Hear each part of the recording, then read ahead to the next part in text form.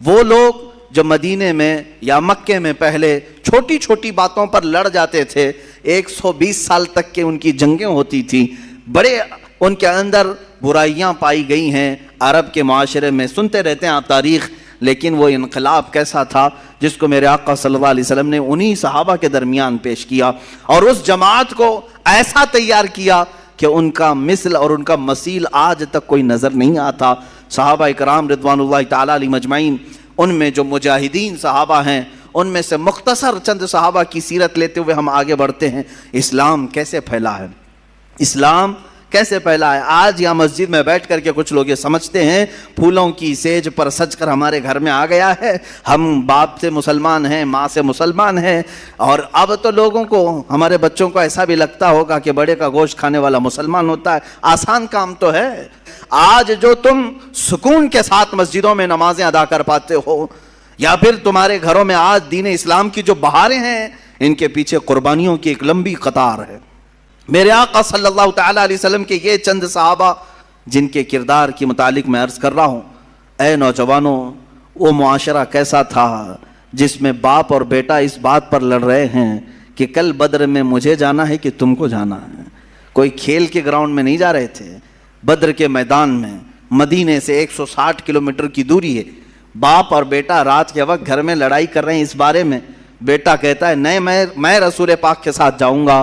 باپ کہتا ہے نہیں، میری عمر زیادہ ہے، میں رسول پاک کے ساتھ جاؤں گا۔ بیٹا کہتا ہے آپ بوڑھے ہو چکے ہیں، جوانوں کی وہاں ضرورت ہے۔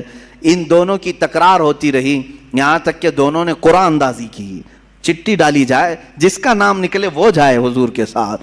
عزیزان گرامی، قرآن اندازی کی گئی۔ ایک بار جب چٹھی ڈالی گئی تو اس جوان کا نام آیا، دوسری بار ڈالی گئی پھر اس کا نام آیا، تیسری بار ڈالی گئی پھر اس کا نام آیا۔ تو پھر جو بوڑھے تھے، باپ تھے، وہ جھلا کر کے کہتے ہیں یہ قرآن اندازی صحیح نہیں ہو رہی ہے، چلو حضور پاک کے پاس جا کر کے ہم کہہ لیں گے۔ انہوں نے یہ سوچا کہ میں نبی کونین کو منا لوں گا۔ حضور پاک صلی اللہ تعالیٰ علیہ وسلم کے پاس آئے، کہا آقا کل آپ جو جا رہے ہیں، بیٹے اور میرے درمیان یہ تکرار چل رہی ہے۔ بیٹے نے کہا آقا ہم نے گھر میں قرآن اندازی بھی کی، ابا اس قرآن کو مانتے نہیں ہیں، اس قرآن اندازی کو نہیں تسلیم کر رہے ہیں، یا رسول اللہ آپ فیصلہ فرما دیں۔ میرے آقا نے دونوں کے جذبے کو دیکھا، جوان بھی جذبے میں کم نہیں ہے، بوڑھا بھی جذبے میں کم نہیں ہے۔ یہی ہے آئین جوان مردی، حق گوئی و بے باکی، اللہ کے شیروں کو آتی نہیں روبائی۔ ان میں سے کوئی ایسا نہیں ہے جو بہانہ ڈھونڈ رہا ہو کہ میں گھر میں بیٹھ جاؤں تو چلا جائے، بلکہ وہ بہانہ ڈھونڈ رہے ہیں کہ کوئی ہم میں سے آگے بڑھ کر کے حضور پاک کا دفاع کر سکے، پہرا دے سکے۔ رسول پاک صلی اللہ تعالیٰ علیہ وسلم نے ان دونوں میں دیکھ کر کے پھر جو بزرگ تھے، صحابی تھے، ان سے کہا آپ گھر پر رہیں، گھر پر رہنے کی اگر ضرورت ہے تو آپ اپنے جوان بیٹے کو ہمارے ساتھ بھیج دیں۔ میرے آقا کا یہ فیصلہ آنا تھا، اس کے بعد تو پھر کسی کو پر مارنے کی بھی جسارت نہیں ہوتی۔